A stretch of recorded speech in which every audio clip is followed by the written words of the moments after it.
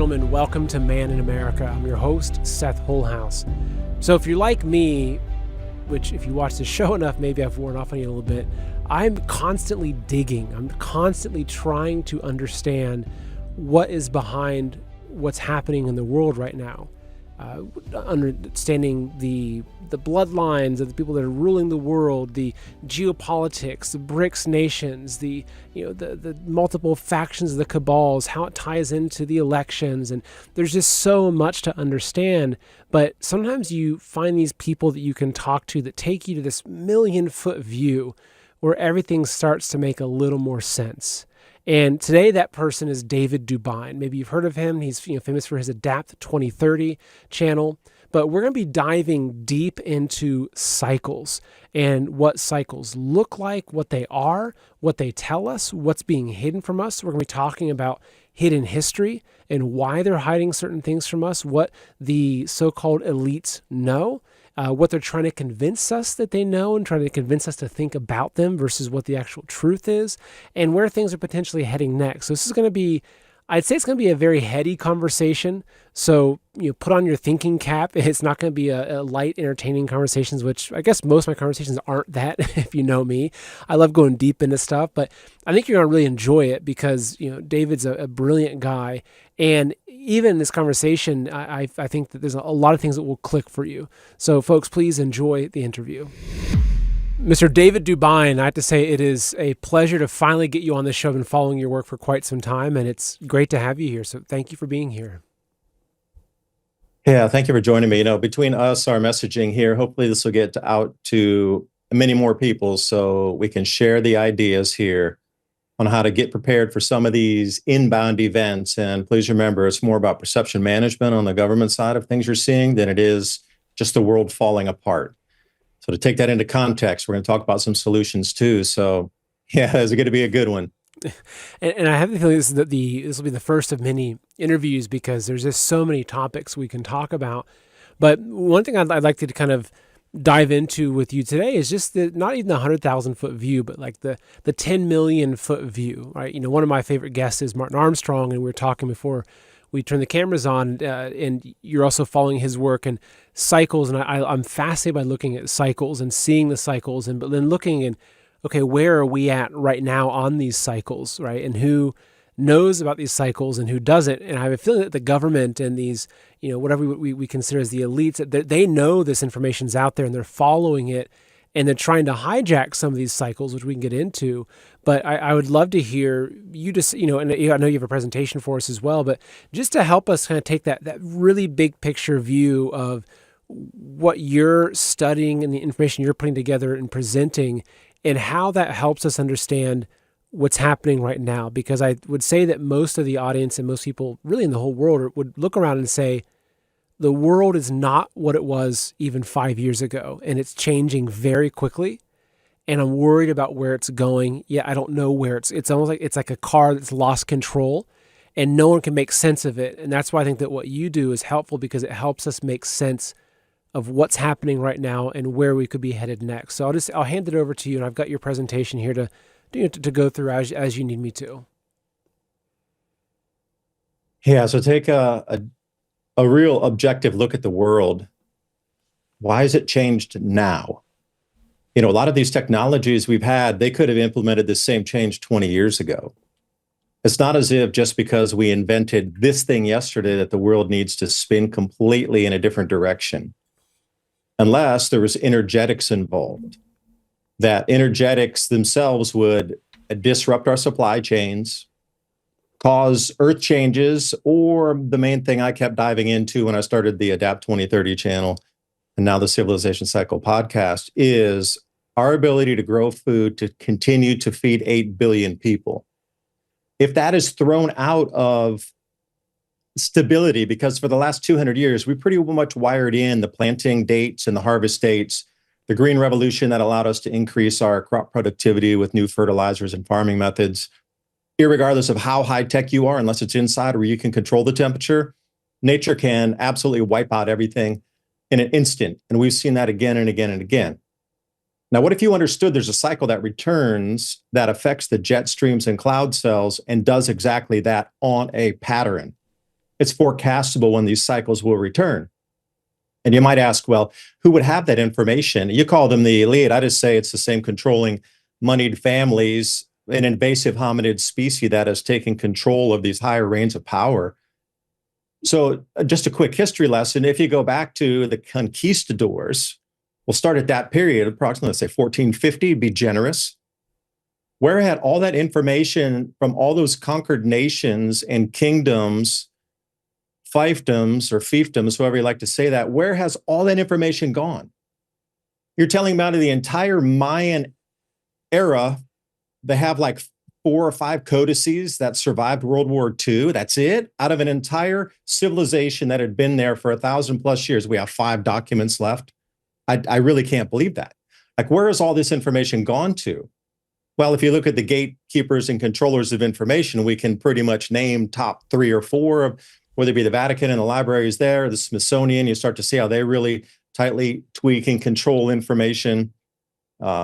Smithsonian, did I just say Smithsonian's another one that's in on top of that. There's a level of them that are all spearheaded at the top, that whenever there's archaeological finds, even if it's your own private property, they come in and usurp your rights of control over your property to either dig it and take it away or completely allow nobody to go and visit it and then rewrite history around that. So if you did that for 500 years, I am very sure that you would have found a similarity in rise and fall of civilizations with the specific signs in the heavens that were looked for. Signs on the earth in terms of electromagnetic changes of how animal life, the tides, humans themselves are perceiving reality. There's going to be an enormous amount of check the boxes of things to look for as you're going down this road.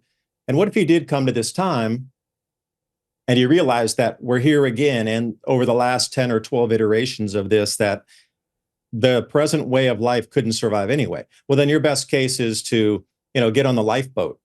Well, what's the lifeboat of today? It's the global economy. It's the lifeboat full of gold to reset and start a new economy. And so the lifeboat of the best technology and those minds to get them into the right places to restart another civilization after this one, it's not going to get wiped away. It's not going that direction.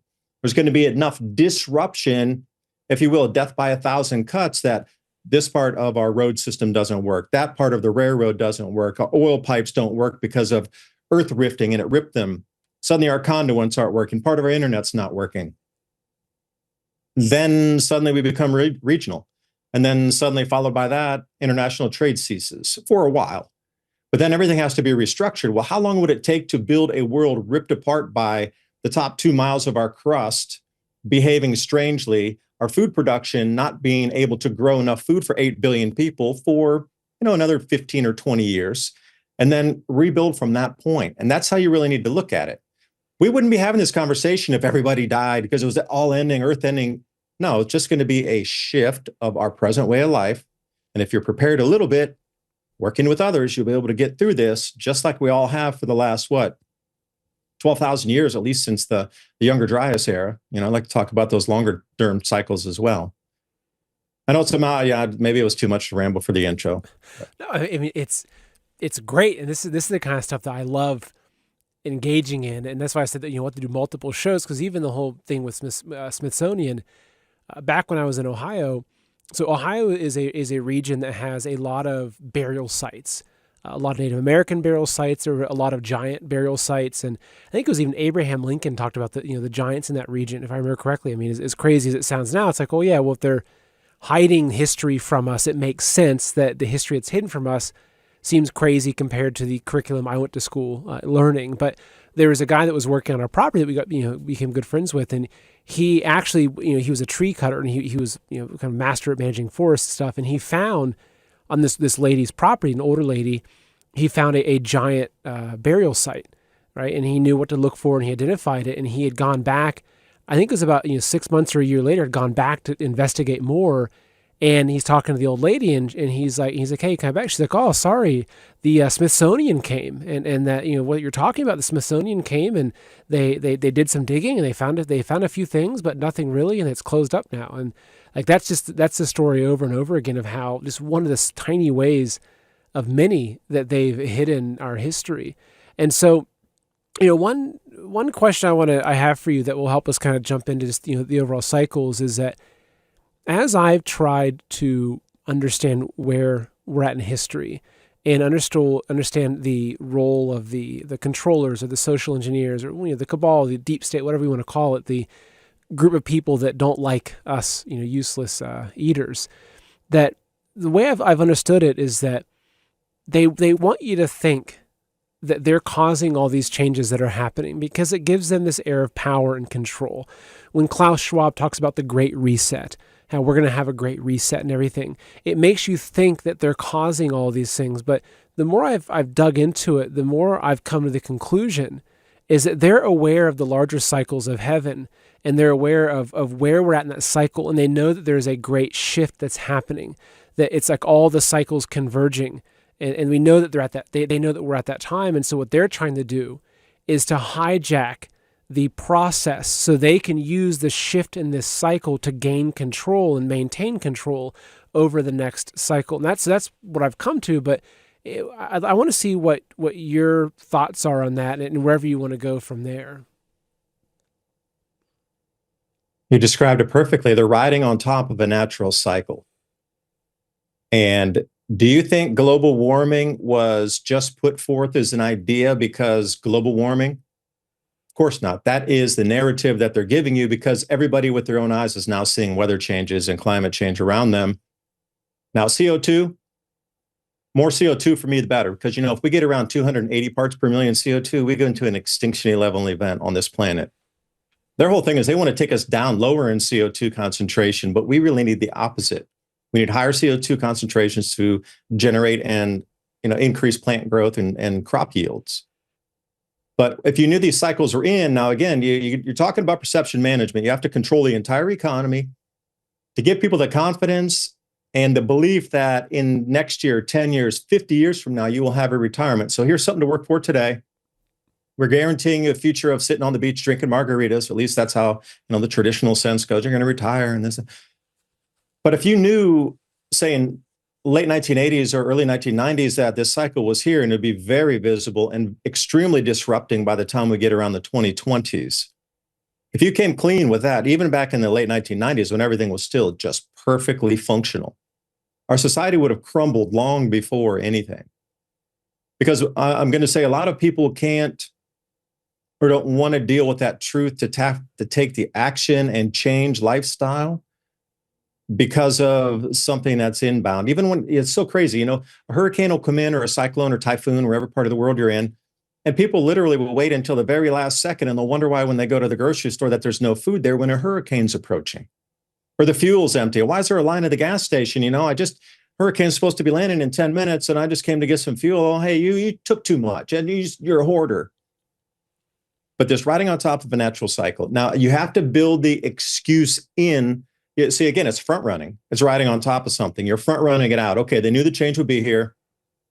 We need to get all scientists on board, and we need to get the entire scientific community moving to agree on this thing that's going to happen in the future. So when people see it with their own eyes, they go, no, that's not the cycle. That's you driving your SUV. And again, how did they get all these scientists to agree? Well, they would remove funding for the ones who didn't agree. They would lose tenure. They would not get promoted. They would not even get hired. This thing started in the 80s. So we're talking about 40 or 35 years of time now.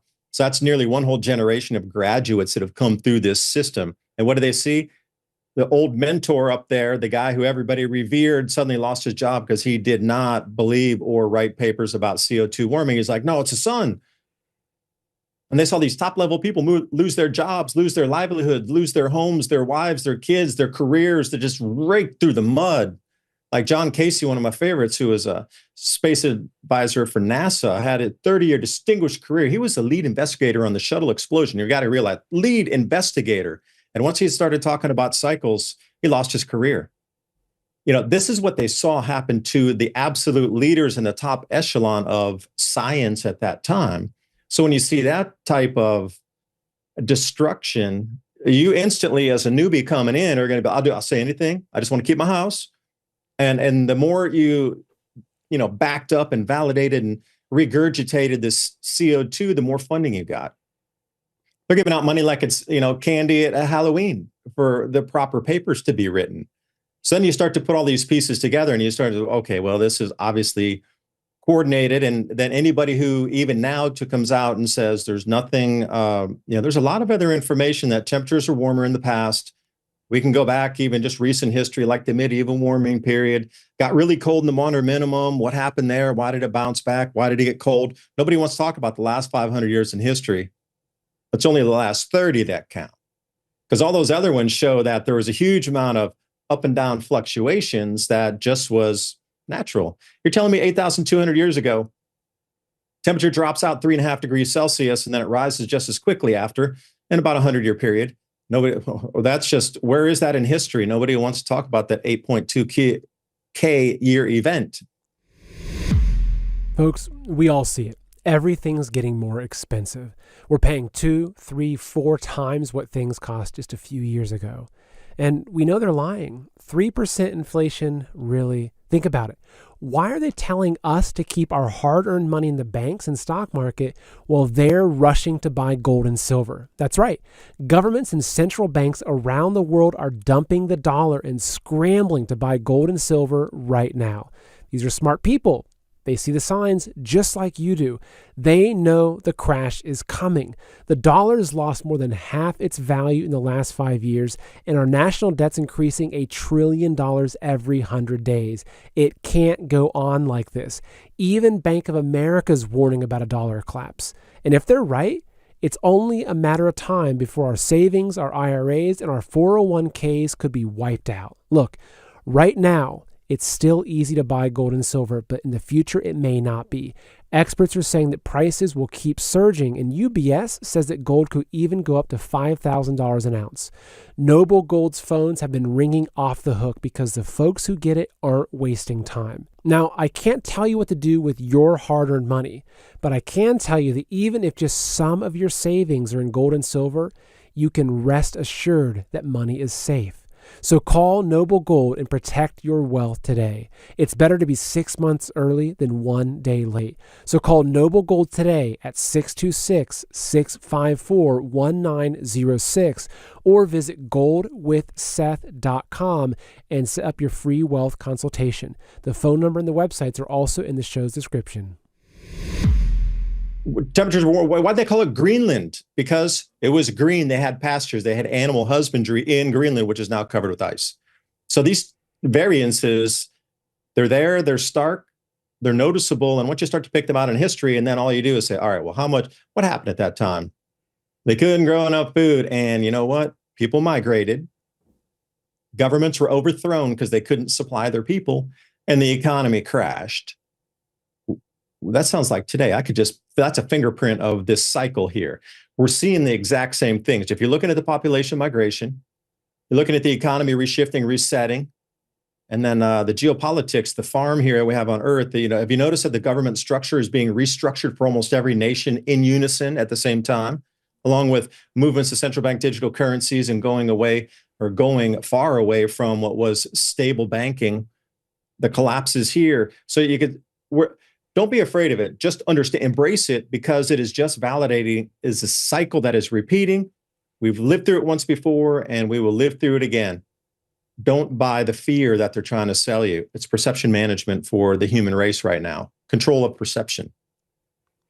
Again, another long answer. Maybe I need to get a time. Where's my time clock? No, that's okay. No, it's shorter. Great. It's hard to have short answers, I think, in this kind of a conversation. It's also why I only do long form interviews. I can't. A lot of folks do like the 10-minute soundbite interviews. Like I hate that, right? Like I want to just sit down with somebody. I'd love to be doing in-person 3-hour discussions where we can really get into things. But this is the next best thing. So walk us through cycles, right? So for someone who's new to the term or vaguely familiar with it. What are some of the more common cycles that are easy for us to look at, say like a war cycle or this, that you can kind of map back? And let's talk about how people do that, how they look at these events, they find out that the same type of event happened 80 years ago and 160 years ago and, kind of back through history. And then I want to get into how these cycles relate to larger cosmic phenomena, right? Because it doesn't matter what religion, whether someone's a religion or not, throughout history, all of the great spiritual leaders, right? And it's all throughout the Bible is the discussion of like looking to the heavens to understand what's happening. Why is it that in our modern society we no longer do that, right? And you talk about it, and some people say, "Oh, that's sort of new agey stuff." And it's like, no, it's like as old age as it gets to talk about what are the stars doing or what is the sky telling us, right? So I guess I'll hand it back over to you to kind of walk people through what a cycle is, what are some of the more kind of popular, easy to see cycles, and then where the bigger picture of that. Let's start with today. Sunrise and sunset. That's kind of the easiest one to notice for everybody, right? It goes to dark, gets dark every day, and then it gets lights every day, dark and light. Okay, that's a cycle. You understand that one. Then we have years where it goes January, and then it's December, and then January, we got summer, winter, spring, fall. Those are cycles. But how do we know they're cycles? So this is the key. Is you have to understand this point. It's the base premise of understanding a cycle is you have to see it twice to understand that it's a repeating cycle on a certain duration of time. You can't see something happen once and then go, well, that's a cycle. How do you know? It only happened once. But then we could take it really far out into the Ice Age cycles. These are the 100,000 year duration cycles. And I've always been, since even way back many, like long ago, years ago, decades ago, like what happened during the last interglacial? Because they had 10,000 years of warmth, the same brain capacity as us. I mean, a human from 100,000 years ago in the last interglacial, they could walk down the street. There would be no anatomical difference between any of us. Brain capacity, same thinking. So they sat around for 10,000 years and created nothing in that last interglacial. Like, where is that tech from? Where is that information coming from? Yeah. And this one really seems to be strange because it's really squiggly at the end. Usually they peak up and then drop off. I mean, this is the longest interglacial by a couple thousand years longer than the last, I would say, 2 million years of interglacial. So we're doing the last 20 to 22 cycles. This is the longest one on 100,000 year. Now, how do we even know that's a cycle? Because we've seen it twice, 3 times, 4 times, and they know there's that approximate duration of 100,000 years in there in between those. So then you can map that out. And then you can, cut that into 4 segments of the great year. 25,000, was it 770 years now instead of 775? But again, you'd have to see 2 cycles of that. So you'd have to rock up nearly, 52,000 years to see that play out twice to know it's a cycle. So some of these older, societies, civilizations, and those, who's keeping record of time for 50,000 years plus to at least know that great year came around twice? And that's the whole thing about it, is when you start to delve into the complexity of it, and then you hit the stabilization point or you hit the dissolve point every single time. Where when I talk about that, is the stabilization point is kind of where we reached. For the last 200 years, we've had some of the most stable climate we've had in the last 10,000 during these last 200 years. That allowed us to increase not only agriculture, but the excess calories allowed us to solve all these extra problems. You got extra food, you can do a lot more in society than if you're starving and just like living subsistence to stay alive. So when you come back into these Ice Age cycles, that climate had stabilized itself somewhere around 40,000 years ago. And I'll be generous at 40,000. Some say 60. But as stable as our climate is today, after the ice sheets locked in place, those weather patterns had stabilized after several thousand years, which allowed them to know also their planting and their harvesting dates. Although it would have been much further south toward the equator, the same rules applied. They understood when to plant. They understood when to harvest. So if their society was even longer, so say 40,000 years to say 20,000 years, 2 times longer than us. That's what I'm saying. I'll be generous. 2 times longer than we have. What did they create that is being hidden from us? Because you cannot tell me that the waking state of a human is just to sit around and sit in a cave and go, you know what? I am totally content here. This is awesome. I don't want to do anything. The whole society, the whole civilization of all the people alive for 20,000 years did not a single thing. And they had abundant food and water resources at that same time too. And they just sat there for 20,000 years and didn't invent a single thing. It's really hard for me to believe. It's hard for me to believe in an interglacial they didn't do anything with a lot of warmth. But down, if you're squeezed toward the equator where a lot of human population was during the ice ages, even more abundant food, because you ever go to the tropics, what kind of just amazing foods are down there that we don't get in the northern hemisphere here? So what I'm trying to say is that you have to see the cycle twice, and there's been many a time in history where the stability of climate has been way longer than we have now.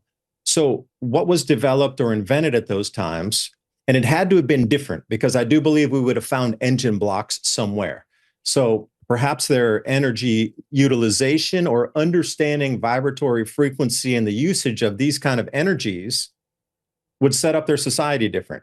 Now, if that frequency pattern changed because the sun changed, which brings us back to today's conversation of cycles, then their energy production system would have been disrupted because the harmonics or the magnetic field that was stable in would have changed also. And then suddenly their devices wouldn't have worked any longer because the frequency changed or whatever because the magnetic field's coming from the sun that connects to our planet. Now, that outbound from our sun is going into another Birkeland current along in the spiral arm of our galaxy. So yeah, the energy is coming from the sun, but it's also connected to other sources outside our solar system and our regional star system.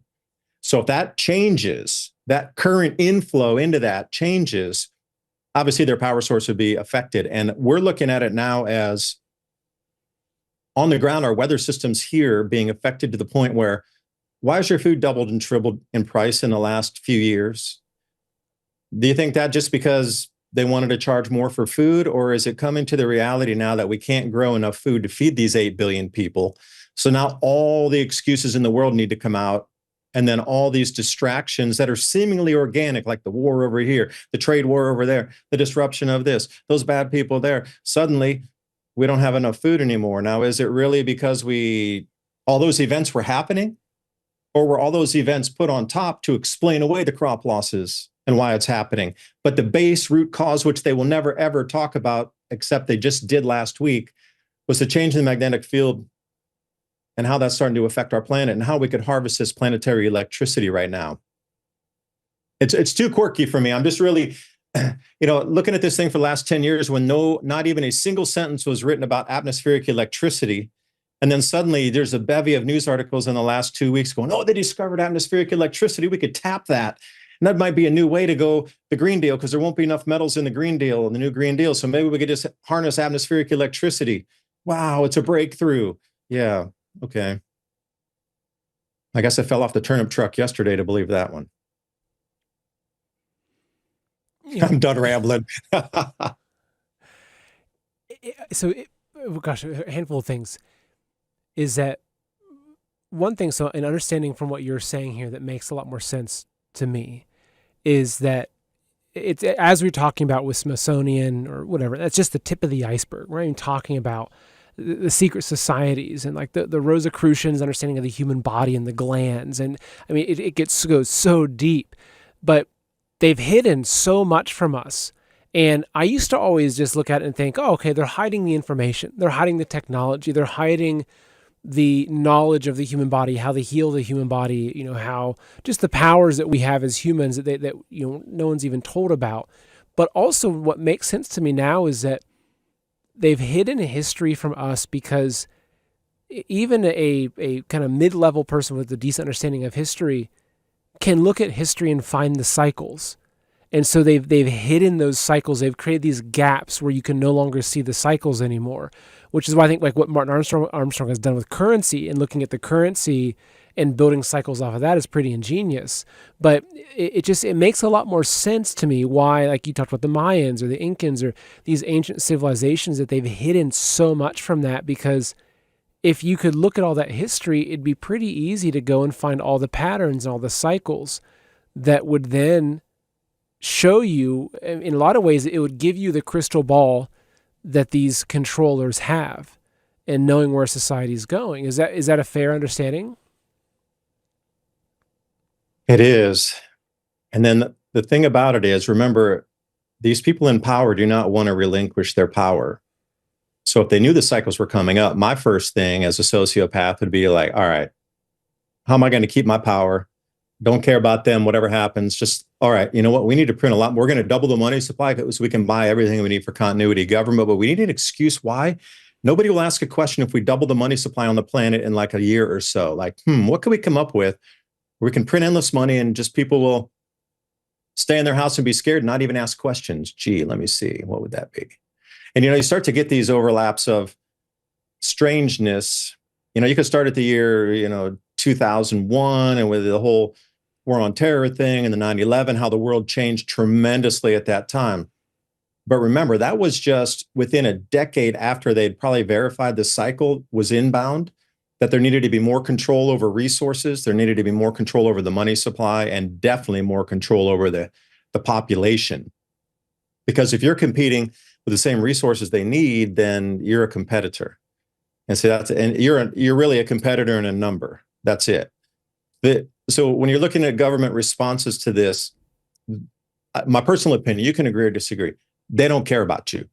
They don't care about me. Their number one priority is the survival of them first as a human. And then the government, it's not really a government anymore because they can just restructure it the way they want, as we see in play now. So this term government really is nonsensical anyway. It can be restructured at a moment's notice. So for them, it's about survival and bringing the resources through to reset another society because they can restructure it the way they want after, because one thing I can almost guarantee, almost all of our data would be lost because you know how much digital data is out there. Very few things are put into print right now. So anything in the last, say, 40 years is pretty much going to be wiped out.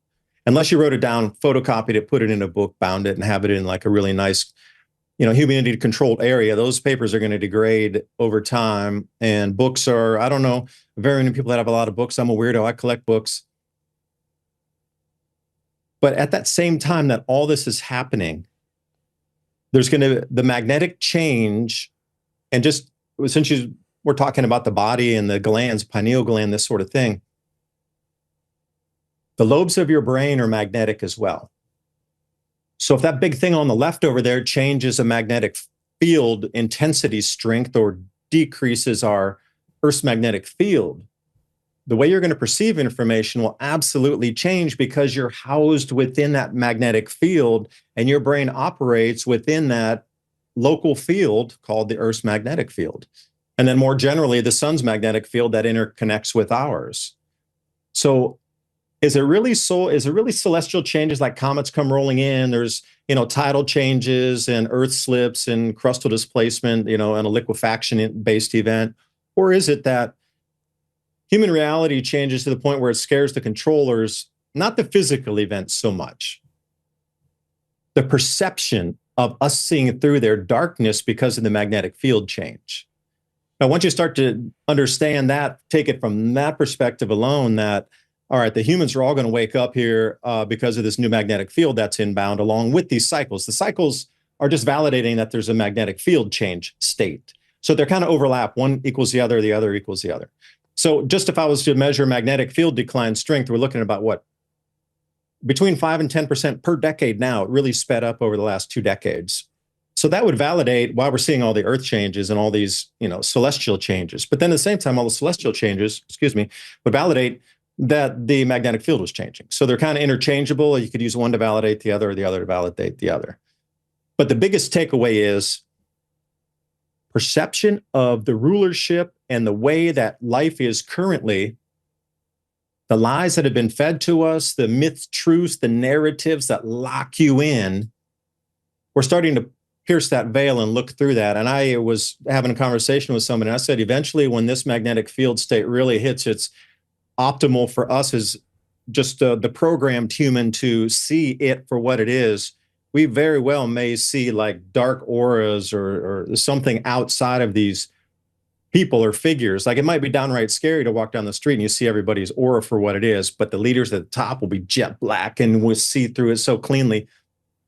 I think that's really what scares them more than a bunch of hungry people coming up going, I'm hungry, give me food. Once their control of reality, your reality, is broken forever, Humpty Dumpty never comes back again. Once you break through and see it for what it is, you will never be controllable, and the next several generations will not be under any control. Those controllers at the top will have to hide for hundreds of years before they come back out of their holes again. They'll have to wait that long until subsequent generations forget. That's what's so terrifying for them. It's not that there's bolides coming in and there's bigger earthquakes, not going to be enough food. There might be some, tidal disturbances that'll disrupt shipping and global logistics for a while. That's child's play. It's nothing. The perception when you see the evil for what it is, and you can actually point at it and say, I no longer agree, I no longer comply. And everybody sees it, and in unison, 8 billion people say, it stops now. That's what's so terrifying for them. And I think that's why there's so much control over perception right now. A little woo-woo maybe there, but I'm just going with it.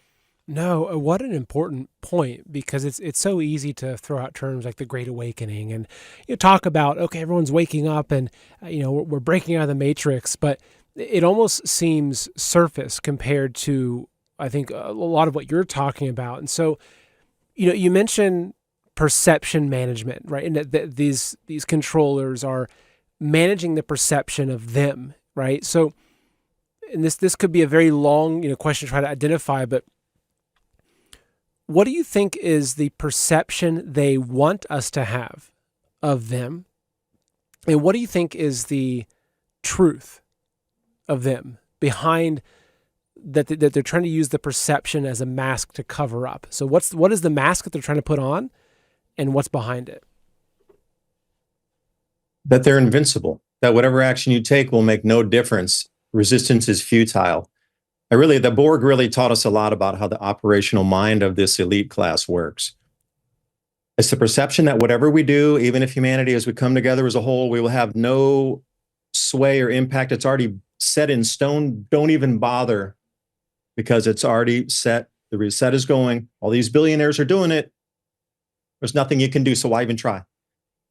That's the perception they want to give you, because they realize that if we all do come together and all start to say no, you don't even have to do anything. Just say no. That's really the scariest thing, even for the perception on the top and the leaders. Is, what if they all wake up and say no one day? Then what? It's really that easy. But it's hard to get all of humanity to agree on a certain point, to just wake up and go, no, I'm not going to agree to this system anymore. I'm not going to agree to that system anymore. I'm just, no, we're all going to stop working for a few months. Just deal with it. And no. That's really what it is. They want you to think they're invincible, because, controlling media, any message could be put out there that they want to put out. So again, and a bit woo-woo, if you believe in thought creates reality and you can focus your thought, and then where your laser focus goes, then something grows. I've heard that term a few times. If you can get the news and the media and all the outlets and whatever people are viewing, including social media, to build a picture and then have people in their mind manifest that reality for them. That's, in my opinion, what's being done today. Is the reality is not in any way set yet. It's like this ether state that hasn't coagulated into anything solid. But the way they're using the social media and all these outlets to get you to think that it's like that, it's almost as if they're having us create the reality that they want for them. And I just say no. And it's such an important reminder, is that it is that simple. I mean, because I think especially for someone that here in America, I grew up in a really simple Midwestern middle class family. There was nothing crazy about the world. It was relatively peaceful. And for me, what really shook me up was learning about communism and seeing that, wait, and over in communist China, this is still happening, right? We grew up being taught about concentration camps and the Nazis, and it's like, wait, they're actually like harvesting the organs of their citizens in China right now. And it was this evil that kind of broke me a little bit, and like, oh my gosh, like this world is not what I thought it was. But then kind of from there, though, it was just this process of understanding the depth of the evil that you're up against. And I feel like, and it's tricky because a large part of what I do in the show is expose the agendas and the plans of the evil, because it's important that people are aware of it. But I'm careful, and it's a very hard line to walk in the middle of, because I also don't want to reinforce this belief that they have so much power and control, right? Because when you start looking into them, you start looking at the wealth of, say, the Rothschilds family, or just look at any of these different aspects, and like, oh my gosh, like BlackRock owns everything, and this, even the process of awakening to it can actually reinforce for some people how powerful this cabal is. And that's the tricky thing. And that's why I think it's important to talk about what the truth is that they really are the old man behind the curtain and Wizard of Oz. So you've heard the news. Food factories burned to the ground. Millions of chickens gassed in the name of bird flu. Bill Gates and the CCP buying up farmland like there's no tomorrow. The government is literally paying farmers to slaughter livestock and shut down farms, and bugs are on the menu whether you like it or not. Just think about where this is headed. Henry Kissinger once said, "Who controls the food supply controls the people." And history is full of stories of tyrants using food to break people's will. Now, look, you're watching my show, which means you're probably not the kind of person that'll bow down to tyranny. But how long can you hold out when your kids are hungry or when you're forced to take a jab to eat? Look, I understand you have your own situation and you can only do what you can, but imagine how good you'll feel knowing you've got a couple months of food stashed away for when it all hits the fan. And as the old saying goes, it's better to have it and not need it than to need it and not have it. But listen, not all storable food is created equal. A lot of the big food bucket companies use cheap fillers to lower the price per calorie. But in fact, it's during those difficult times when medicine's hard to come by, when clean water is hard to find, perhaps when you're struggling to survive, that's when nutrition matters more than ever. So this is why I recommend Heaven's Harvest. They're a Christian, patriot-owned company that has high-quality, storable food that will last for up to 25 years. So folks, don't waste another minute. Go to heavensharvest.com, and when you use the promo code Seth, you'll save 15% off your entire order. Again, that's heavensharvest.com and promo code Seth to save 15%. Folks, order now before it's too late. You just said such the important point there, the set of limiting beliefs that they put on top of most of mankind except themselves. Because if their ability to generate wealth and generate that type of vast fortune is possible on this supposedly limited planet resource-wise, then everybody should be able to generate that type of wealth too. Maybe we're just not thinking big enough and if I had that much wealth, I'd be doing something positive for humanity myself. It's just the way I am, though. I'd like everybody to have a meal at night or have extra food so they can solve problems and be disease-free, but that's just me. I think all the world should have that as a baseline operating procedure is you have 3 meals, everybody has extra calories, we're all as healthy as we can be without, this modern medicine thing going on. You don't have all the diseases that are around of something so simple, waterborne disease. All this stuff should just be way back in the past, like lead pipes from the Romans. Like that's how far we should be in the future. That's what I would be doing with my billions and trillions. But see, the limiting belief they put on top of humanity is you can never, and I always hate that phrase, hard-earned money. Why is it hard to earn the money? They start you from kindergarten. It's hard-earned. There's not enough. There's a scarcity, but not for them. What are they doing differently for manifesting this perception of reality to build that and have it come into their hands versus what they're teaching the rest of us down here? Because I'll blow your mind for a second here too, is we as humans, we need food. That's one of our things. We need food and water and air. And if we don't have enough of that, then we die. So as this change in magnetic field on our planet happens, the areas where we can grow food, generally, just as a general, anywhere 45 north and above is going to really reduce in yields. And some place will come down to 0, like Canada's struggling right now. China's struggling. Up on our border area, struggling as well. So there's a lot of areas that have been mapped out in previous cycles where food production decreases. Australia would be one of them. South America is another. So the whole thing is, with all this going on, you heard this term BRICS nations. That's the largest transfer of wealth in human history. Now, where's it transferring to? Well, it's going over to Middle East, North Africa, et cetera. But with the research I've done and many other, the Sahel area of Africa is going to become much wetter, which it already is. And then they haven't tapped any of those aquifers under there, the Nubian sandstone aquifer, the Sus aquifer, and there's many others. They could set up a new grow zone, and this is one of the plans I'd read about before. They want to set up a new grow zone in the Sahel and North Africa using the new water resources that they expect to last for the next 1,000 years. This is at least a 1,000-year cycle change of rainfall starting to fall as regularly as we can measure our rainfall now here in Tennessee or something. And they could tap, just like they do out Midwest, and everybody's screaming about the aquifers are drying out, they're polluting the aquifers and everything. They haven't tapped theirs yet there in Africa. So if you can move an entire food growing industry over there, and this is the most nefarious thing, the reason I'm trying to bring it up is their grand plan is to, because of global warming, stop growing food in all these other areas, move food growing to North Africa and the Sahel, put all the new investment capital there to restart the economy after this one collapses, and then have a centralized food distribution point for the entire planet from that area under control of the same people and companies you just referenced.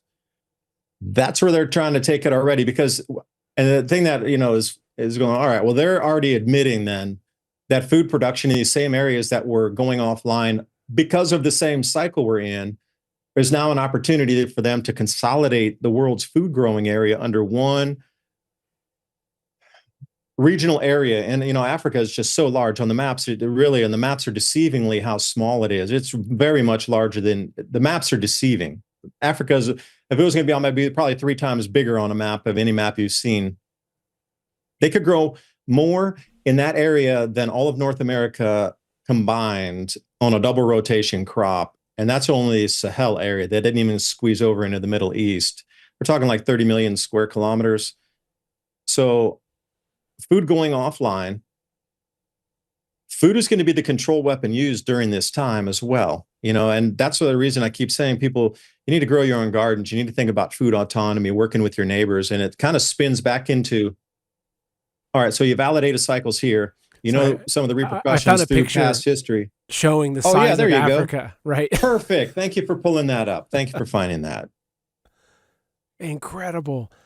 The map is very deceiving, incredibly deceiving when they do with our, current maps. That's how much land mass can fit in there. Now, make that part where it says United States up to Europe there, all that, all the way across the continent, all the way up to the Mediterranean Sea. And those aquifers refill because you see they're surrounded on 3 sides by seas.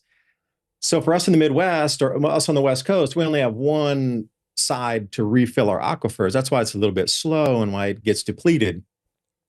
The sandstone porosity in these areas, there's a filtration zone coming off the Mediterranean that then leads into what they call primary water source in Libya. And this is where Gaddafi had tapped into this, and he was starting to grow hundreds of thousands of acres of crops, sorghum specifically, out in the southern area, which was the lake basin of one of the African mega lakes out there, as a proof of concept. And what did America do? We bombed all their water canals. That's a weird thing too. It's like, you're talking about bringing up a new grow zone in America. When we went out and took out Gaddafi, what do? We bombed all those waterworks projects so nobody could go in and see how it worked any longer. That's the whole, now they're going to bring it on. So if our economy collapses, you're going to have to move the money somewhere to start the economy again. And think about setting up the world's largest grow zone that's larger than you saw there, the United States and Europe and others combined. Like, how much money and time would that take, and how much of a world economy could we restart just doing that from the exports, processing facilities, hydroelectric dams, roads, railways, and all those things needed to restart everything just there? I'm going to bring up here actually to take a look at the, you mentioned the BRICS, right? So this is the Belt and Road infrastructure. And there's a handful of maps that, we can kind of, look at here, but this is my first, I even look at right here, for instance, the showing, here we go, like showing these trade routes, right, that go from Europe to Africa to China across, Asia. So, and because I talk a lot about the BRICS and the larger battle I think is happening, right, between multiple factions, and the BRICS and what I refer to as almost like the Western Alliance, right, that they're up against, U.S., NATO, et cetera.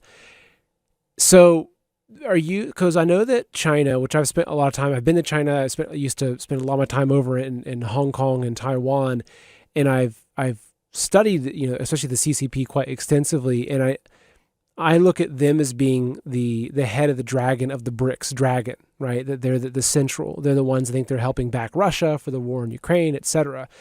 So if you look at the Belt and Road map and look at what China's doing with it, and you look at how heavily it's being put into Africa. So do you think that basically that that China, which I'm fascinated by Chinese culture, the Three Kingdoms, and I've read a lot of their Oh, long me too. Chinese classics, right, like Outlaws of the Marsh, and it just I think it's one of the most incredible cultures on earth, which I think is also why it was destroyed, because talk about a depth of understanding of the human body and health and everything that we can't have now under the current system. So also with China and the Asians, but Chinese specifically, I remember talking to Martin Armstrong about this, and had a student that was Chinese. It was explaining, and the student had said, "Look, the Westerners think in terms of linear. You think point A to B." He goes, "Us, we always look at things as cycles. Nothing is linear, A to B. You don't go from 1900 to 2000 and a linear point. It's a cycle." And if you look at cycles and the Asian, Chinese specifically, it's very profound looking at their understanding of the cycles.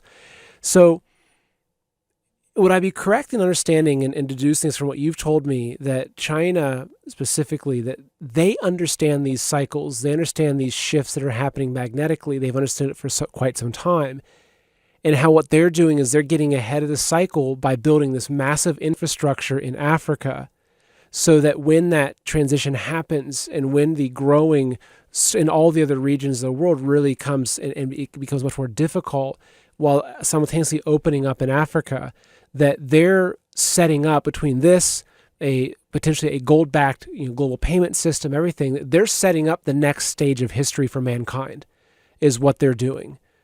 Which really, if you look at the development of humankind, it's if you've read Peter Zeihan, for instance, going the role of even what happened once they developed windmills, so they could actually use windmills to grind wheat in an area where they didn't have to be next to a river, and how that changed the entire map of the world because of the development of windmills. So that China is basically getting out in front of it and trying to say, look, we're going to build the entire global infrastructure that's being built for the next stage of human history. Is that what do you think about that? Totally agree. Now, could I ask a huge favor? Can you bring that map back up again that you just Yeah, of showed with the course. southern China string pearls there? Okay. So the history part is fascinating. There's a couple points. No Chinese dynasties ever lasted longer than 400 years, because these grand solar minimum 400-year cycles come in and knock them out. And the mandate from heaven's removed. It's the same exact thing. We just call it something different. So the Chinese would call it the mandate for heaven. It was the authorization from God, for a better term, or from the heavens, to allow that emperor to be from the heavens to rule over the people. But at that point, when they couldn't feed their people, they were removed. And that happens about every 400 years on these same cycles. So they were very attuned into what it was. So you got to think about Chinese history too. 4,000 years, again, I'll say about 4,000 years. But that red line on the top is the what you consider traditional Silk Road that went through the desert areas. The Southern Silk Road was also another one, the Maritime Silk Road. There was also one down there in Myanmar where Jakpi Port's not really there yet, but they're going to be sending a lot of grain and things from Jakpi Port up into Yunnan province. So 4,000 years of time, they've been traversing both of these routes for 4,000 years. Do you think they would have good data on when things changed or when it didn't change? Like, what's the correlation between a change down in the Nairobi compared to somewhere in Kazakhstan, or coming out through Kashgar on the far west of Xinjiang or something? Like, that same time period, they've mapped up so many cycles here. They've probably seen at least 10 grand solar minimum cycles come and go. And they have the data on north points and south points, both sea route. They would know how the seas changed, sea temperatures, fish migrations, tidal action, that sort of thing on the southern route. And also those land points where it touched, they would know how the climate changed there. But then during the desert areas, they'd know when it would get greener, when it would get drier. They would have all these different data points through that area that on map shows for 4,000 years of multiple cycles mapped out. Who's going to control the future? Somebody who just sailed over here 200 and some years ago and says they know this continent, or if somebody who's been running trade routes for 4,000 years that actually knows? Again, it's the trigger points. They're checking boxes. Okay, it's coming back. This part in this area around the Tarim Basin is getting a little greener. Oh, those Altai Mountains are getting greener. Oh, the washout's coming. They built a huge hydroelectric dam coming out of the Altai Mountains out into what is like the Tarim Basin. They're figuring that they're going to be able to catch enough water to put up hydroelectric dams up in one of the driest places in China.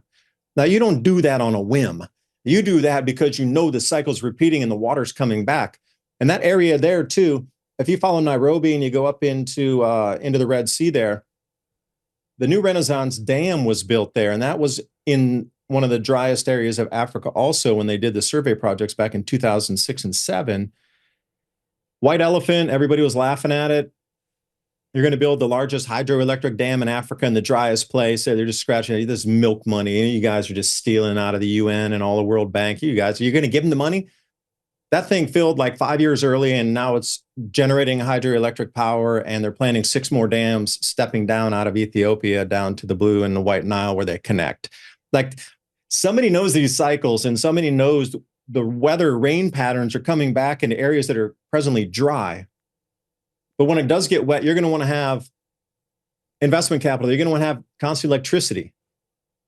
So our debt system had run its course in the West.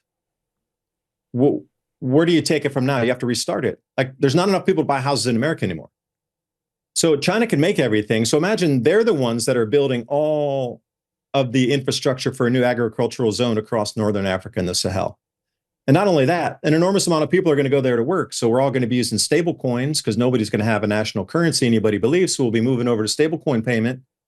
And then all those people inhabiting those areas, that's larger than North America and Europe combined, plus a little extra. China can supply all of them with all the appliances and everything they need in their homes. So they're just like kind of done with the West because they see this giant opportunity with Africa to spur its economy. So you saw how much China went from 0 to 100. And Seth, you could probably attest to me, you know, I lived there too, and you worked there and everything, but how fast did that economy just go to 0 to 100 based on just already an aging kind of, you know, creaky Western world over here to buy their stuff. Now start from 0 and bring it all up together. Africa comes in and becomes the United States and affluence, like run that course with Africa from 0 to American affluence over a continent of that size. Astounding. And yes, I do believe that that's what they're trying to do and be a part of with the BRICS. Yeah, absolutely incredible. I love coming across this new information that helps shape this worldview because I guess it's pattern recognition, right? It's looking and finding patterns and things, and it lines up, and you have these moments where it's like, it's like all the. Where's the actuation on the pattern recognition? Now it's pattern actuation. You know, that I'm missing that point too. You know, and so, okay, so if you look at you mentioned a lot of different topics here, and we could do a whole show on currencies, which I hope that we do. But if you look at right now, that the role of the dollar, right, the role the dollar has played. In my opinion, the deep state global system that has in a lot of ways we've been living in a very Western led world, right? Going back into John Perkins, economic hitman, the banks, the debt slavery, the control over countries, the color revolutions, the assassination of leaders, the control of elections. This is in a lot of ways all been possible through the dollar, through the ability to fund unlimited wars, to have an unlimited war chest of military black budget dollars to develop technology, whatever it is, right? That the West has gained a significant control over the globe, but everything is waxing and waning, and that the power of the West is now slipping, right? And it's a cycles thing too. I mean, even Martin Armstrong says that he sees the next cycle that the economic center of the whole world is over in Asia. It's no longer in Europe and America. It's no longer a Western-based, Western-led system.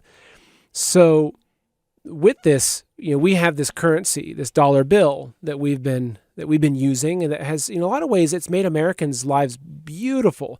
I mean, look at 80s and 90s. It's just there was so much money and affluence, and by in a large part because of the strength of the dollar and what they're doing with the dollar. But now we're seeing we're entering into the death of that, and especially if you then look at that with the BRICS de-dollarization campaign and the fact that you've got over in America, you have Jim Cramer and your local financial advisor is still saying, yeah, put everything into the stock market and it's going really well. Look, we're all-time highs. We'll hit 40,000, and you have that. But you go over to Asia and India. Like, so I used to be in the jewelry industry. Is one of the things I used to do, and so I used to go over to Hong Kong and sell diamonds and precious metals to Indians and to Chinese and to people from Hong Kong and Vietnam. And so I had a lot of interesting stories and customers over there, right? Very important families that are over there that I was interacting with. And what's interesting though is you see that their culture is built on the back of precious metals. It's like it's never changed. Like their government encourages, right, the purchase of, whether it's, silver, mostly gold in those regions that, high carat, 23, 24 karat gold.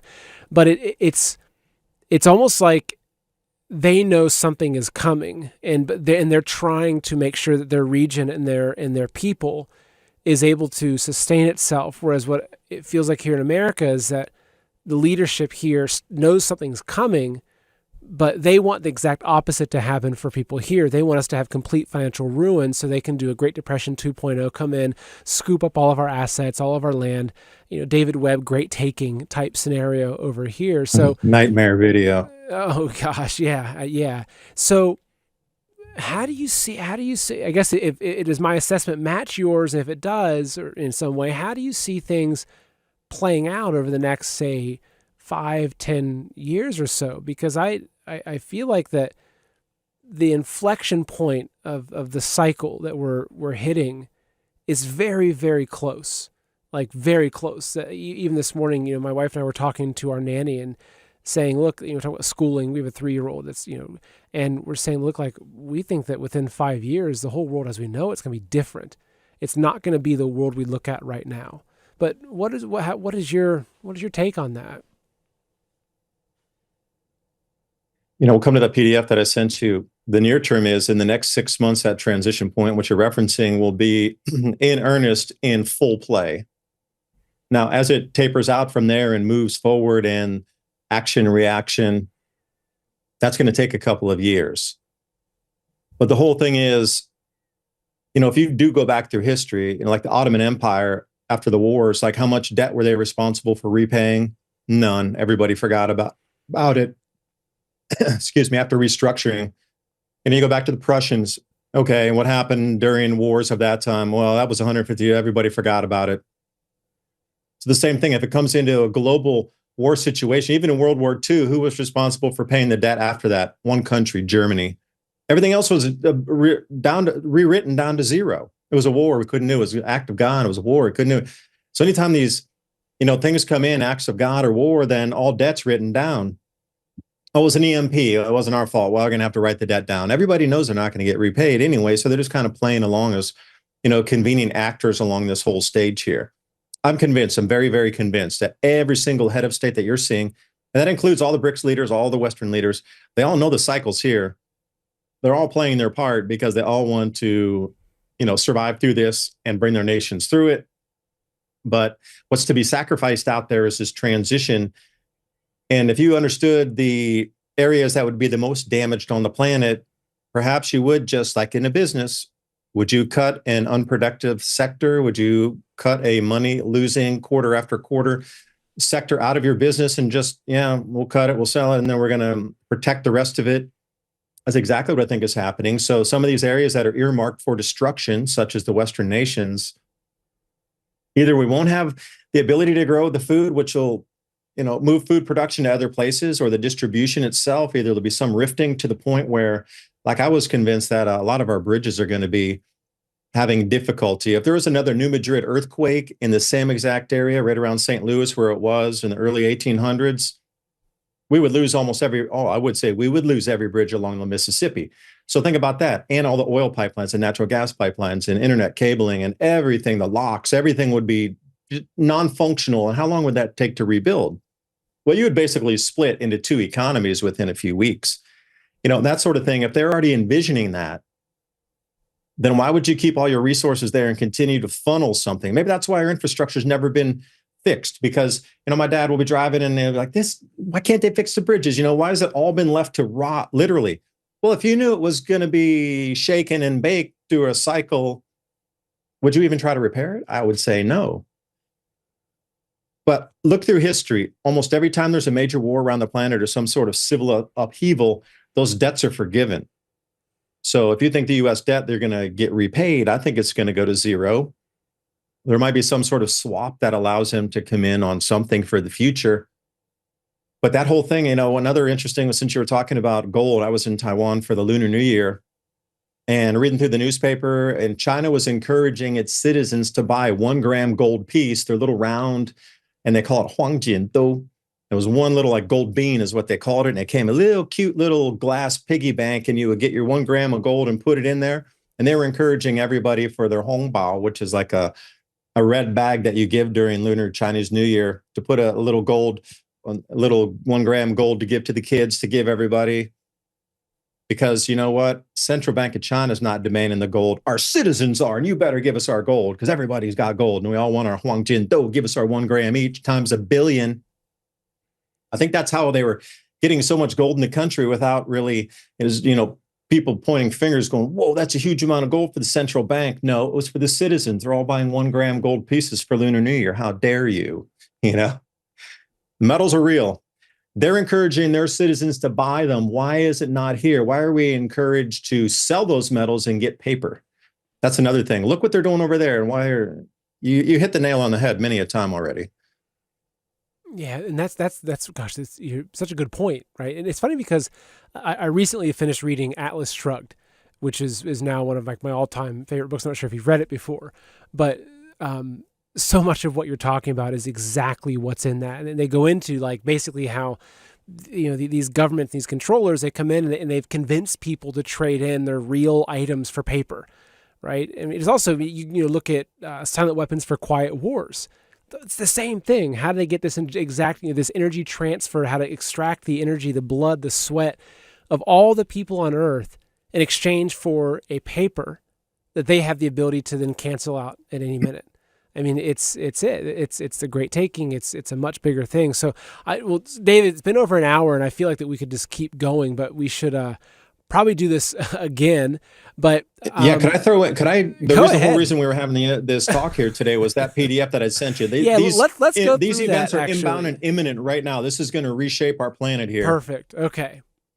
Now, again, I do need to split some hairs here. Electromagnetism, gravity, and magnetics are all separate yet connected. And will there be gravitational effects because of planetary bodies lining up? That's an unknown. Some people say yes, some people say no. Will there interlooping on toroid fields of magnetic transference or possibility or potentiality occur? Again, some people say yes, some people say no. But until the events happen, we just don't know. But I guarantee we're going to learn a lot about science during this time on interlooping magnetic field currents and how those are affected by the sun and all of our planets and the interplay between those fields. We're going to learn more about this in the next 6 months than we probably have in the last 500 to 800 years in the next 6 months. So these weather fronts are getting incredible. Like every time you look now, when you see these come in, people are going, oh, it's like it was predicted. You see these big fronts coming and people run for their lives, literally, and the hailstones coming down are getting larger and larger and larger. They set a world record hailstone. It was like 4 pounds and something over in India. And that was a biggie. So these things are starting to uptick. We go next slide. This is event number 1, what we're looking at here. All right. So on the left side, this is October 24th or between 19th and 24th of just in a couple months. On the right side there is 79 AD. And what you see is the 4 gas giants squared up. And this is about the most exact square that I can find going back through the orbital diagrams in the software and using different softwares from Solar System Scope is the one you're seeing here. You can use JPL, Universal Sandbox. But the Earth is coming through on the sandwich between those 4 gas giants. And here's the splitting of a hair. Some say that interlooping of that and the Earth going through the magnetic field from the sun and the magnetic field created by those 4 in this squaring pattern will have no effect or it will have some effect. And again, I'm not really choosing sides on the gravity thing. I am saying absolutely the potential for the human mind to unlock in a different magnetic field and perceive reality different is the thing that is most possible during this, and higher tides too. And again, higher tides would have a very disruptive effect globally. If they come in, there's more velocity, the water's heavier, it's going to rip things to shreds. If it were to, more earthquakes perhaps, but the human resonance field, perception difference, this is my main number 1 thing. It seems like the world is rushing and they don't care how sloppy they are. They need to hit this milestone or get something done before this point. The world awakens, right? So this is coming up in just a couple months. So keep your eyes on this one. A lot of different things should be occurring during this time. You're going to watch a lot of governments respond to this. It's not about the events happening and the government's playing catch up like, oh, there was a earth crack and, a bridge ripped apart from the Mississippi. Let's go repair it. They're going to already have excuses as to why it's happening to prevent you from panicking. And and then they'll have to put more control. Oh, now there needs to be rationing because we got a bridge broken. Every time one of the events happens, they're going to be more control, like a constrictor. Next one, please. Okay, and that's what it's going to look like. So we're going to be on that magnetic field squeeze between the regular sun and then this alignment that only happens once every 2,000 years, this squaring. Now, there's different variations of it. It comes off like a rectangle sometimes. If they come into a line like it did in 1999, that's not the same. This is a square of those. So all those looping fields in on themselves, will it create something larger? That's the thing we will find out from science during this time. And would it have an effect as the Earth passes through two magnetic fields? Because normally we only have one. Now, Jupiter and Saturn, they have their own magnetic fields, but what if those start to interplay on each other? What if they glow brighter? And then we start to get back into the myths and legends. What if these two, Zeus and what if they start to glow brighter in the heavens where you can see luminosity wise that, wow, it's much brighter up there. How are they going to respond to that on Earth and keep people calm when two planets start glowing brighter just magically in October? This is something to contend with as well, the perception management. Okay, and that'll be in the middle of October here to the end of October. So that's event number 1. And if we could can you go to next? Okay. And again, it's about this resonance. Now, this thing usually moves in the PowerPoint, but it's cymatics. So when you put a different frequency or vibration in something, it changes the shape of it. It changes the actual structure of it. So if there were to be some change electromagnetically because of where the planets sit in this geometry not seen in thousands of years, the way that, again, either our Earth behaves or the human behaves will be greatly affected during this time. Would you be even able to perceive that because you're inside the new magnetic field? So would you even perceive that there was a change versus being an outside looker on the way in because you're going to be encapsulated in this field as it changes? So will you even notice that it changed? That's another question. There's a lot of, things that are unknowns at this point. Can we go to the next one? And now this is another big thing. And you can't tell me with a straight face 2 weeks ago, they started to put out all these news articles that now we have an electric field from 100 miles up all the way to the ground that has this electric frequency in it all the way around the whole planet that somehow they just discovered last 2 weeks ago. They've been talking about this for thousands of years. They talked about the ether. Tesla was tapping into this thing for wireless electricity in the 1880s. And suddenly just this last 2 weeks, they found it, they quote unquote discovered it. And the amount of news headlines on this thing, if you're into the science news, it was like the #1 news headline. They verified that there's a millivolt charge and actually voltage charge difference between the ionosphere and our ground. That you could maybe tap that and create electricity and atmospheric harvest it. And then people are now suddenly, well, you know what? Not enough minerals. Let's just go ahead and use this new system. This is way better than building solar panels. Are you kidding me?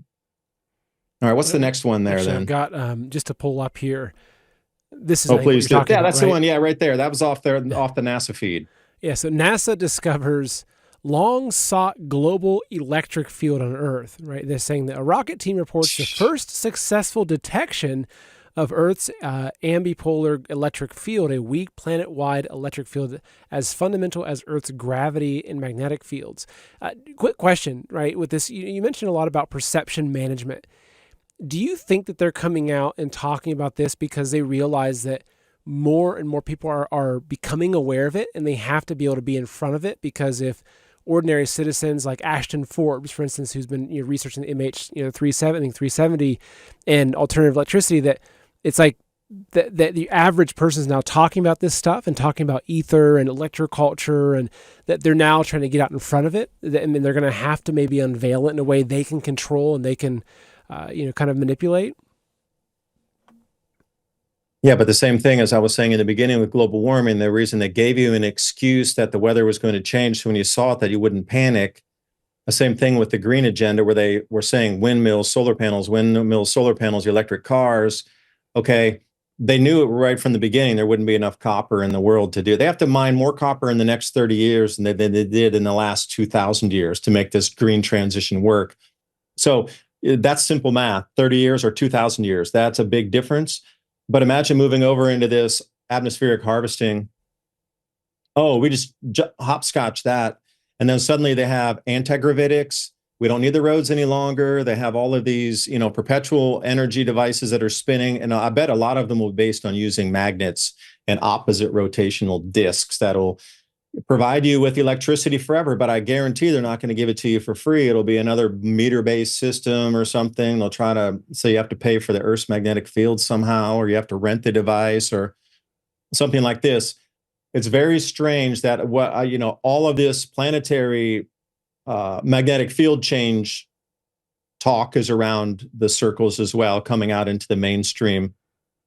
And suddenly, in the same weeks leading up to that October event, suddenly they find that the Earth's magnetic field.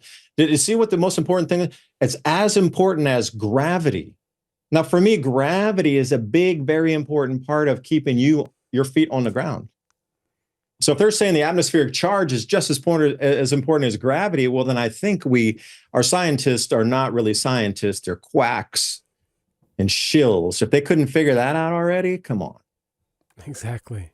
So that helps explain this, then, what you're talking about. That they're saying, it's called the global electric circuit, and I forgot to label that. Global electric. Eugene Bagashov's the expert on that. I see. Okay. So I'll let you continue with the presentation. Oh, please. And it's only a few more slides. It's kind of, these next ones are very easy to understand. All right. So this square is significant that it only occurs every several thousand years. And then, if you start to plug those planets in on the Kabbalah there, then, you start to have something. For me, it's the beginning of the cycle. Not every planet plugs in cleanly. So if you roll around over the next, multiple years, decades, whatever, you can find the completion point where that would plug in the bottom and then finish that cycle. But I am very firm that they have marked in time the beginning of the cycle encoded in religion, as you spoke of before. Then we go the Hyundai Cross. They could never figure out, why is the sun angry? What are those four things around the sun? Well, right there you go. Your planetary, Jupiter, Saturn, Uranus, and Neptune. I mean, so they were wondering, this has been such a contentious area of study. Like, why is there an angry sun? What's causing the angry sun? But you start to see the squaring of those planets and you plug those in and you go, well, that possible answer right there. Interesting. All right. So these things are encoded in history. You just need to go look for them. And once you know what you're looking for, you can start to find glimpses. Or this goes on to what you showed me with the NASA article. Earth has planet-wide electric field. That's important as gravity. Okay. And then NASA discovers it again here. Global electric field, or you could say global electric circuit. And these are just a bevy, a couple of headlines that I thought had some real reliable sources behind it. So you wouldn't go, well, you got that one off the Babylon Bee or something, it's coming from NASA itself and Earth.com, which is connected to space agencies, European Space Agency. Okay. And this is where the rubber meets the road. This is the previous cycle, and the Maunder minimum is 1640. They knew this is a reconstruction of temperature where the crops were lost. So if we're coming into repeating cycles, you already know where the crops are going to be lost. All right. This is the main thing. They already knew where they were lost the last cycle and the previous cycles before that, talking about native or first peoples that had sent legends and stories down of, cataclysms and how, in New Zealand, the islands were pulled out of the water by fishermen. Well, that was obviously a zero magnetic field state on our planet where, like in that movie 2012, where island just rose out of the ocean. I mean, there's some real validity behind a lot of these stories, myths, and legends. They just couldn't explain it because they didn't have the science at the time. This cycle is repeated again and again and again through stories, through time and history of, just look at the map where cultures have come and gone and disappeared. And this is going to map up again. So if we're going to lose a lot of agriculture in North America and we're going to lose a lot of agriculture over in Europe and then in China, we're going to have to set up a new grow zone somewhere on the planet. And that's why your BRICS and all the investment in North Africa and the Sahel have just magically appeared. The stability is amazing. Civil wars are stopping. New investment projects are going in. Resources are coming out. All these agreements are made. And suddenly, right now, right when all this is happening, it's just, wow, we live in a great world. It's so coincidental. Then we go to the next one. And they say, this is what I'm talking about. These are the types of patents they're coming out with. They're actually trying to couple this now with some of these articles to say, hey, there's a possibility, quote unquote, possibility of atmospheric electrostatic harvesting, meaning they're going to pull that charge out of the air. Literally, that's always here because we have a magnetic field and you can generate power with it. But that's free. They charged you for the last 120 years. Deal with that. How angry are you going to be when you realize these have been around since the 1880s, these inventions, these patents, and then they suddenly told you had to pay and go to work every month and you had to drive and all the pollution and everything, and we could have gone straight to this, and we could have had weightless vehicles where we wouldn't have needed to buy any or build any roads. That's crazy. Like they hid this from us for 100+ years, and they're just coming out now with all these changes in the heavens at the same time. There has to be something related here. So I digress, please. Event number 2, here we go. Okay, so you can just follow your eyes with this pretty easy one to read. Okay, Mars, Earth, and Venus are going to make a perfect line. And on the exact same time, Jupiter, Earth, and Mercury will make a perfect line, but the Earth will be in the center and a cross coming up. When's that? December 13th of this year. Just following right after that electromagnetic strangeness in October, we get this crossing. Now, again, this is where a lot of people are going to say, well, nothing's going to happen. Gravity, it doesn't matter. The planets can line up. Nothing's going to happen. But there's a whole bevy of peer-reviewed research say when these, especially Jupiter and Mercury being its iron core, when those two and the Earth sandwich in the middle, we get a lot of big earthquakes and volcanoes going off. Okay, that's on a single line. But now we got another whole line of Venus and Mars at the same time. We are literally in a galactic cross right there.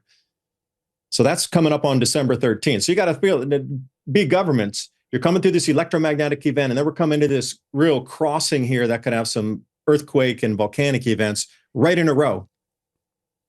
And then event number 3 comes in right directly after that in the beginning of the year. Merry Christmas, Happy New Year, the fuzz. So right around April, the Earth will be on the outside of all that. All the big giant planets, the sun, everything's going to be behind us. We're the only thing in the entire solar system in front of the sun. And everything that's out in space is going to get tugged into the face of our planet for about 4 months. Fireballs. You seen a lot of fireballs lately? I'm just asking. There's a huge amount of daytime sighting, nighttime sighting, giant fireballs breaking up multiple pieces, ground shock, everything. So here, I actually want to dissect this for you so you can see what's coming. I think this is one of the main, I think they're more preparing for this on the physical damage side than the perception change side. So you got these 3 giant events coming in. Big government and try to control the citizens on the planet when they see daytime fireballs coming in every day, ground shocks, window breaks, etc. So keep going forward with that. And I got a little bit deeper on you here. Okay, so here's the Earth in front. The last diagram I showed you is where the Earth was behind that, tucked in between those 2 possible potentialities of double magnetic looping toroid fields. And now we're out in front. So all that is pulling everything, whatever's in front of us in space, right into the planet. Everything's behind us. Okay, now if you go for, I'm trying to put it in context. I like to use visuals here. So that's the Earth, and every gravitational body is behind us. We are out there. Mars, is next to us, sort of ish, but everything else is behind us. So as the solar system's transiting, it's like an arrowhead. We're right in the front of it. Next slide, please. The front duck, right? Yeah, we're on a windshield right now. So then a wide-out view, to put it in perspective, like there's nothing in front of the sun, and that's us in front of the sun. So that everything's just it's just pulling. Everything's going to get pulled in front. And wherever we travel through this more debris region dense area of space, we're just going to get hit in the front for a few months, not forever, just for a few months. You got a cave on your property? Okay, keep going. Thank you. And here you get. Left side is, right side is us behind the sun, sandwiched between 2 magnetic fields. And within 6 months, we spin out of that, and we are the only body in the entire solar system in front of that. And that's because we have spoken for 2 hours, I think, and that's why this has gone off there. Maybe I'll leave it roll as such. Let me see. Excuse me, Seth. I'm trying to get my graphics here. They're not working with me. Come on, graphics. All right, I'm going to leave it as such. Usually that'll spin. There we go. Speaking of spinning stuff, that was just like interesting that would come up.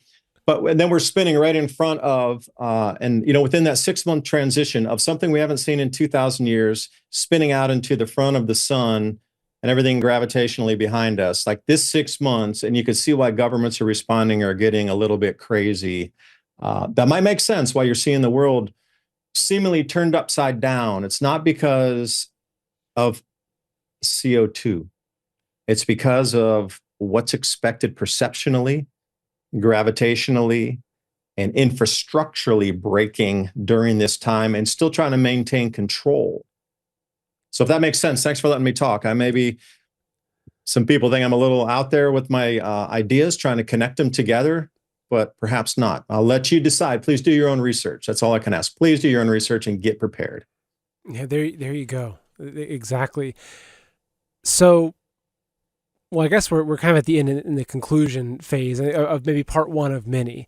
It's interesting because I've talked to people that are heavy stock market guys, and even they've told me that they know that the big firms are doing almost all their stock trading based upon cycles, and all their cycles are really based upon watching stars and alignments, and so it's like they have this crystal ball, which is just it's interesting. And so I think that the takeaway that I have from this is just that we're getting ready to enter into a massive change. We can feel it, right?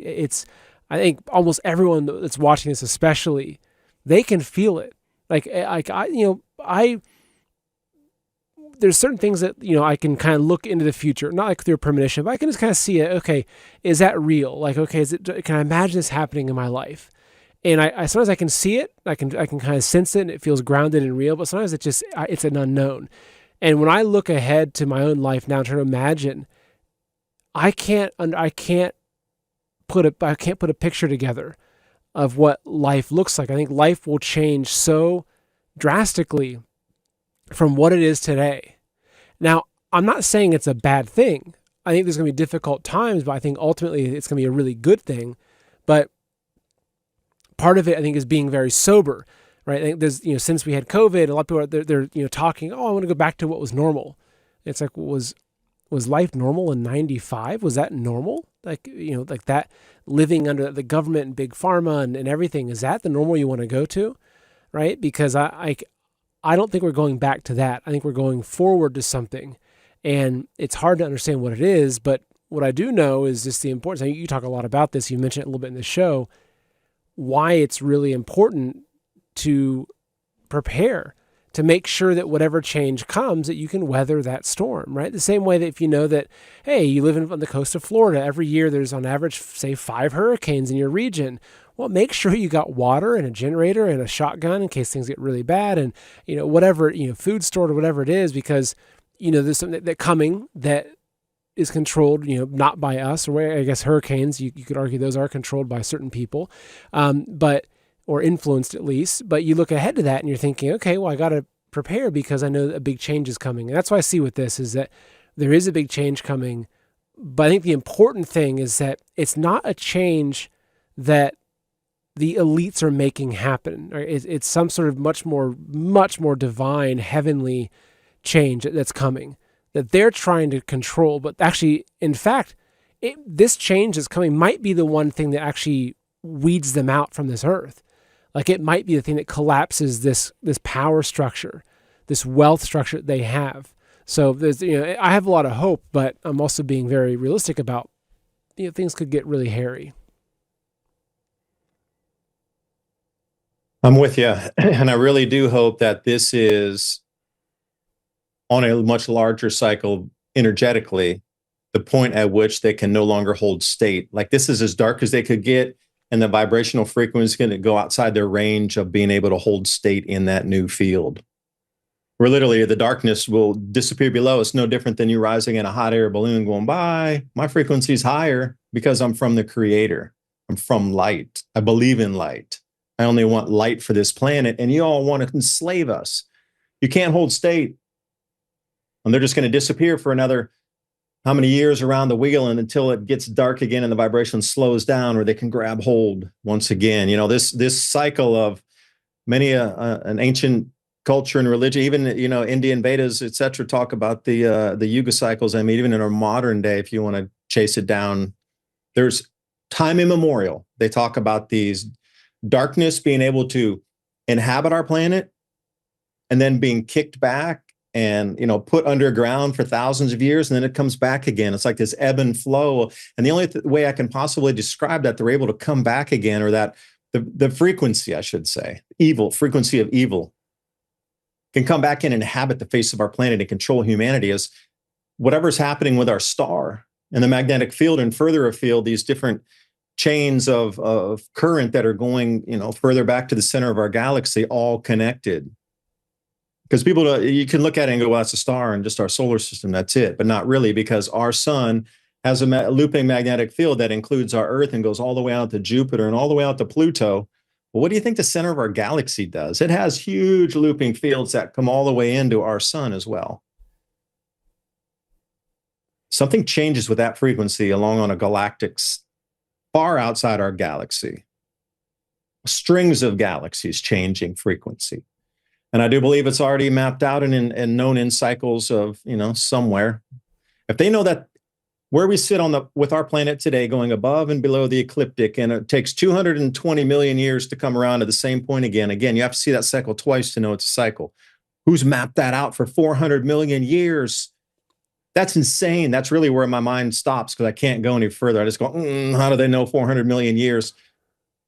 Something is responsible and in charge, and I do believe it's God, light itself, that sends this change through, because it knows cleansing has to happen. And I'm going to leave it there. I really, I sometimes will try to get into those ideas, but there's not words that can really describe it. You almost sound like an insane person trying to use our limited English language, or every language on the planet, to describe something that's timeless. That's something that's dimensionless, that has been here forever and shall be forever. Like, to try to even put that into words makes no sense. It's more a thought pattern and visualization. And even then, you're probably only scraping 1/1 trillionth of 1/1 quadrillionth of 1,000th of 1% of even what that possibly is. It's so vast at that point that I really believe there is divine intervention. And I'll bring it back there, that something allows us, as we maybe are reaching out with our vibration for, please help us, come help us, that this evil is pushed back again. I don't know, man. I might stop there, because you know what it is like to try to describe that. It's not easy. Yeah, it's not easy. Before we hop off, though, I do want to bring up, let me pull it up here really quickly, your website, civilizationcycle.com. I will make sure that link is in the description. So for anybody that wants to hear more of David's work, this is the place. Here's the podcast, all here for you. I know you've got some channels on social media and various places, YouTube, etc. I really encourage folks to follow your work. I find it to be fascinating. I just think it's such an interesting topic, and it really helps me to place myself in history right now and have a little bit less fear or anxiety about the future, and be a little more calm about where things are at and where they're potentially going, which I think is really good. So, David, do you have any final thoughts as we wrap up here? If you're listening to this, you're the one that's supposed to carry the message out to others to get prepared, because we're so dangerously close right now to things not being functional in supply chains, not just from everything on the planetary side and electromagnetic side, but just the world seems to be deconstructing on purpose right now to cause the most damage. So just look at a couple of years ago, it's successively getting more difficult and more expensive to get the things that used to be very easy to find. And now there's, spot shortages on shelves and things, and not in a fearful way, but just to really analyze what you might need in the future. Again, it's all about data and analyzing it. So if something disappeared out of a store shelf, that might be an indicator that other things are going to disappear. And then you might want to do a list of what you would want to buy first in case it does. And that way you can protect yourself. If you're just going to sit here and spin on a fear, you've really fallen into the control trap of what they want it to be for you, to sit there so paralyzed with fear that you can't take action. That's the opposite of what this program was about. The reason we spoke about the problem was to try to, give a solution of possibilities for you to weave through this. We've always woven through it through time. It's not like it's a new thing. If this was the first time it's ever happened, yeah, I could see maybe there's a lot of unknowns. There still are. But through history, we've gone through this again and again and again and again. And what did they do? You just copy and repeat. They stored up foods. They had some precious metals. They were working with the community. That's the big thing. They were working with community. Nobody ever survived, like you said, in a basement with a bunch of canned food and shotgun. Those people died first because they had nobody to help. Community survival is the only way to go. I mean, you look through history, it's always been tribes, smaller groups of people up to about 200. And they were the ones who then connected with other groups of people of 100 or 200, and those connected. And then they became, well, it's a town or a city. So it's very doable to survive through with a little preparation, and just your mind is going to be the biggest asset, and your ability to adapt on a dime every single day and learn new skills as you go along. But anyway, in addition, the Adapt 2030 channel, we spun that Civilization Cycle off as its own podcast. So the originating main artery from that is the Adapt 2030 channel on YouTube. I'm quite established around. You can find me everywhere. This was our newest one. We just spun this up last month, but we moved over an enormous amount of, and our live content is on that website right there. So Seth, I appreciate you having me on. And I know we're going to do another one, reserve currencies and magnetic changes. Oh, I'm looking forward to that. And here's the, I'll bring this up really quickly for folks. This is Good the Adapt. afternoon, everyone. David Dubyne here. Adapt. And that's my backyard right there. As a matter of fact, we shot that last year. So that's off my back porch. We've since redone that back porch there. I bought a cabin out here with 23 acres out in East Tennessee. So if you all think I'm just sitting here talking, I actually bought a farm, because I really believe being remote and having access to food and quality neighbors and being able to raise your animals and trade and grow all this stuff is the only way forward. So I did it myself. If I was still sitting in a city, you could call BS and be like, I'm not looking to this guy. He's living in a city. What the hell? But since I moved out here and got a cabin, we got a nice, very, very thick log cabin, and everything was wood. And I made some changes to the place, and I'm doing the best I can right now. So I hope everybody, and I wish you the best in your preparations too. Well, thank you so much for coming again. This has been very enlightening, and I can't wait to do it again, because I've got so many other topics. I want to talk about fiat currency cycles. I want to talk about weather modification and chemtrails. There's just I've got so much I want to get into with you. So thank you. It's been over an hour and a half. Great show, great discussion. I look forward to next time. So thanks again for coming on the show. Bye for now. So you've heard the news. Food factories burned to the ground. Millions of chickens gassed in the name of bird flu. Bill Gates and the CCP buying up farmland like there's no tomorrow. The government is literally paying farmers to slaughter livestock and shut down farms, and bugs are on the menu whether you like it or not. Just think about where this is headed. Henry Kissinger once said, "Who controls the food supply controls the people."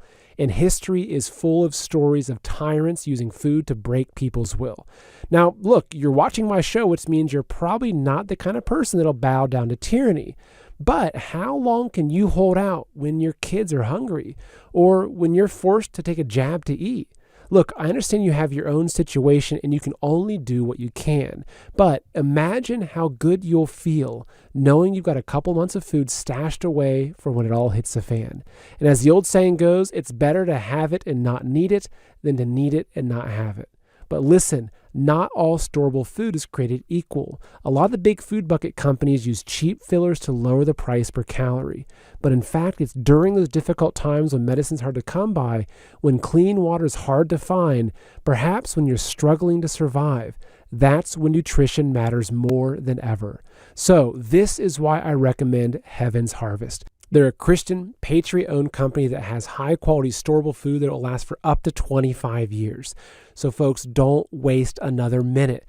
Go to heavensharvest.com, and when you use the promo code Seth, you'll save 15% off your entire order. Again, that's heavensharvest.com and promo code Seth to save 15%. Folks, order now before it's too late.